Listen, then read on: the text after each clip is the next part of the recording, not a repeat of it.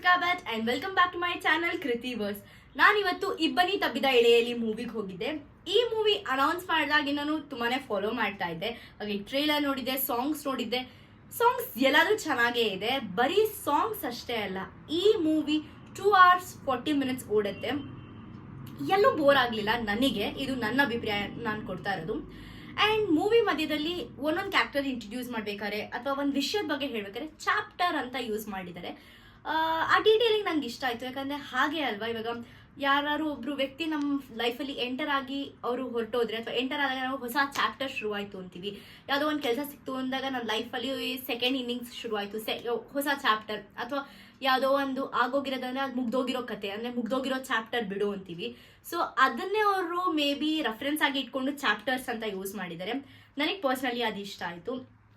And ನೋಡಬೇಕಾದ್ರೆ ಇದು emotional ಆಗಿದೆ. ಇದು ಇಮೋಷ್ನಲಿ ಇಷ್ಟಪಡೋರಿಗೆ ಇದು ತುಂಬಾ ಚೆನ್ನಾಗಿದೆ ಅಂತ ಹೇಳ್ತೀನಿ. ಅಲ್ಲಿ ಒಂದು ಲೈನ್ ಯೂಸ್ ಮಾಡಿದ್ರು ಲಾಸ್ಟಲ್ಲಿ, believe in love, believe in the making of cinema ಅಂತನೋ ಏನೋ. ತುಂಬ ಚೆನ್ನಾಗಿತ್ತು. ಹಾಗೇನೆ ಈ ಮೂವಿನ ಫೀಲ್ ಮಾಡಬೇಕಾಗಿರೋ ಮೂವಿ ಅಂತ ನಾನು ಹೇಳ್ತೀನಿ. ಸ್ಟೋರಿ ಮೇಲೆ ಅಂತ ನೀವು ಹೇಗೆ ಫೀಲ್ ಮಾಡ್ತೀರಾ ಅದ್ರ ಮೇಲೆ ಈ ಮೂವಿ ಕ್ಯಾರಿ ಆನ್ ಆಗುತ್ತೆ. ಅಂಕಿತಾ ಅವರಿಗೆ, ಸೊ ಅನಾಹಿತ ಕ್ಯಾರೆಕ್ಟರ್ ತುಂಬಾ ಚೆನ್ನಾಗಿದೆ, ಇಂಟ್ರೆಸ್ಟಿಂಗ್ ಆಗಿದೆ ಅಂತ ಅನ್ಸತ್ತೆ. ಅವರು ಫೋಟೋಸ್ ಕ್ಲಿಕ್ ಮಾಡ್ತಾ ಇರ್ತಾರೆ, ನೀವು ಟ್ರೇಲರಲ್ಲೆಲ್ಲ ಗ್ಲಿಮ್ಸ್ ನೋಡಿರ್ಬೋದು. ಹಾಗೆ ಅಲ್ಲ, ನಾವು ಪ್ರತಿಯೊಂದೊಂದೂ ಲೈಫಲ್ಲಿ ಪಾಸ್ಟನ್ನ ನಾವು ತುಂಬಾ ಎಂಜಾಯ್ ಮಾಡ್ತೀವಿ. ಯಾವ್ದಾದ್ರು ಒಂದು ಹಳೆ ಖುಷಿ ಕ್ಷಣಗಳಿದ್ರೆ ನಾವು ಅದನ್ನ ಮತ್ತೆ ಮತ್ತೆ ಮೆಲ್ಕ್ ಹಾಕಕ್ಕೆ ಅಂತ ನೋಡ್ತಾ ಇರ್ತೀವಿ. ಮುಂದೆ ಏನಾಗುತ್ತೆ, ಮುಂದೆ ಏನಾಗಬಹುದು ಅನ್ನೋದ್ರ ಬಗ್ಗೆ ಎಷ್ಟು ಕುತೂಹಲ ಇರುತ್ತೋ ಹಾಗೆ ನಾವು ಹಿಂದೆ ನಡೆದಿದ್ದನ್ನ ತುಂಬಾ ಸತಿ ನಾಪಿಸ್ಕೊತಾ ಇರ್ತೀವಿ. ಅದೇ ತರ ಹುಡುಗಿ ಅನಾಹಿತ. ಇನ್ನು ನೆಕ್ಸ್ಟ್ ಸಿದ್ಧಾರ್ಥ್ ಅನ್ಕೊಂಡಿದ್ದೆ ಏನೋ, ಲೈಫ್ ಒಂದು ಟರ್ನ್ ತಗೊಂಡಾಗ ಏನ್ ಮಾಡ್ಬೇಕು ಅಂತ ಗೊತ್ತಿರಲ್ಲ, ಮಾಡ್ತಿರೋದು ಸರಿ ಇದೆಯಾ ಇಲ್ವಾ, ಆ ಒಂದು ಡೈಲಮಾದಲ್ಲೇ ಅವನು ಲೈಫ್ನ ಸಾಗಿಸ್ತಾ ಇರ್ತಾನೆ. ಇನ್ನೊಂದು ಕ್ಯಾರೆಕ್ಟರ್ ಬಂದು ರಾಧಾ ಕ್ಯಾರೆಕ್ಟರಿಗೆ ಜಾಸ್ತಿ ಇಲ್ಲಿ ಸ್ಕ್ರೀನ್ ಪ್ರೆಸೆನ್ಸ್ ಇಲ್ಲ, ಬಟ್ ಅವ್ರದ್ದು ಕ್ಯಾರೆಕ್ಟರ್ ಕೂಡ ಚೆನ್ನಾಗಿದೆ ಅಂತ ಹೇಳ್ತೀನಿ.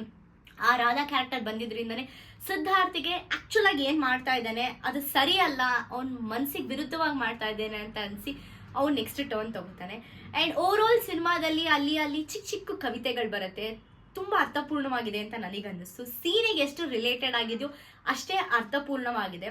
ಅಂಡ್ ಓವರ್ ಆಲ್ ಇನ್ನೊಂದು ನಾನು ಗಮನ ಮಾಡಿದ್ದು ಏನ್ ವಿಷಯ ಅಥವಾ ನನಗಿಷ್ಟ ಆಗಿದ್ದು ಏನು ಆಸ್ಪೆಕ್ಟ್ ಅಂತ ಅಂದ್ರೆ, ಮೂವಿನಲ್ಲಿ ನಮ್ಮಲ್ಲಿ ಒಂದು ಇನ್ನರ್ ಚೈಲ್ಡ್ ಇರ್ತಾರೆ ನೋಡಿ, ಒಂದು ಮಗು. ಅದಕ್ಕೆ ನಾವು ಚಿಕ್ಕ ವಯಸ್ಸಿಂದ ನಾವು ಯಾವುದೋ ಒಂದು ಅನ್ಕೊಂಡಿರ್ತೀವಿ, ಯಾವುದೋ ಒಂದು ಫನಿ ಕೆಲಸ ಅಥವಾ ಯಾವುದೋ ಒಂದು ನಮಗೆ ಖುಷಿ ಕೊಡೋ ಕೆಲಸ ಮಾಡಬೇಕು ಅಂದ್ಬಿಟ್ಟು ಅದನ್ನ ಮಾಡಿಲ್ಲ ಅಂತ ನಾವು ಇಷ್ಟರ ತನಕ ಹೇಳ್ಕೊಂಡ್ ಬಂದಿರ್ತೀವಿ. ಆ ಕೆಲಸನ ದಯವಿಟ್ಟು ಮಾಡಿ. ಯಾಕಂದ್ರೆ ನೀವು ತುಂಬಾ ದಿನದಿಂದ ಅನ್ಕೊಂಡಿರೋ ಕೆಲಸನ ಮಾಡಿದಾಗ ಸಿಗೋದು ಖುಷಿ ಇರತ್ತೆ ನೋಡಿ, ಅದಕ್ಕಿಂತ ಇನ್ನೇನು ಇಲ್ಲ. ಅಂಡ್ ಇನ್ನೊಂದು, ಸಿದ್ಧಾರ್ಥ್ಗೆ ಆದಂಗೆನೆ ನಮಗೂ ಎಷ್ಟೋ ಸತಿ ಫೀಲ್ ಆಗಿರತ್ತೆ. ನಮ್ಗೆ ತುಂಬಾ ಇಷ್ಟವಾದವರು ಅಥವಾ ಪ್ರೀತಿಸಿದವರು ಕಷ್ಟದಲ್ಲಿದ್ದಾಗ ಅಥವಾ ಅವ್ರಿಗೆ ನೋವಾಗಿದ್ದಾಗ ನಮ್ಗೆ ಏನ್ ಮಾಡ್ಬೇಕು ಗೊತ್ತಿರಲ್ಲ, ನಾವು ಹೆಲ್ಪ್ಲೆಸ್ ಆಗಿರ್ತೀವಿ. ಅವ್ರ ಜೊತೆಗೆ ಇರ್ಬೇಕು, ಅವ್ರಿಗೆ ಏನಾದ್ರು ಒಂದು ಹೆಲ್ಪ್ ಮಾಡ್ಬೇಕು, ಆ ಸಿಚುಯೇಷನ್ ಇಂದ ಹೊರಗಡೆ ತರಬೇಕು ಅನ್ನೋದಿರತ್ತೆ. ಆದ್ರೆ ಅಷ್ಟೇ ಕ್ಲೂಲೆಸ್ ಆಗಿರ್ತೀವಿ, ನಮಗೆ ಏನ್ ಮಾಡ್ಬೇಕು ಗೊತ್ತಿರಲ್ಲ. ಅವರಿಂದ ದೂರ ಉಳಿಯೋದೇ ಬೆಟರ್ ಅಂತ ಕೆಲವು ಸತಿ ಅನ್ಕೊಂಡಿರ್ತೀವಿ.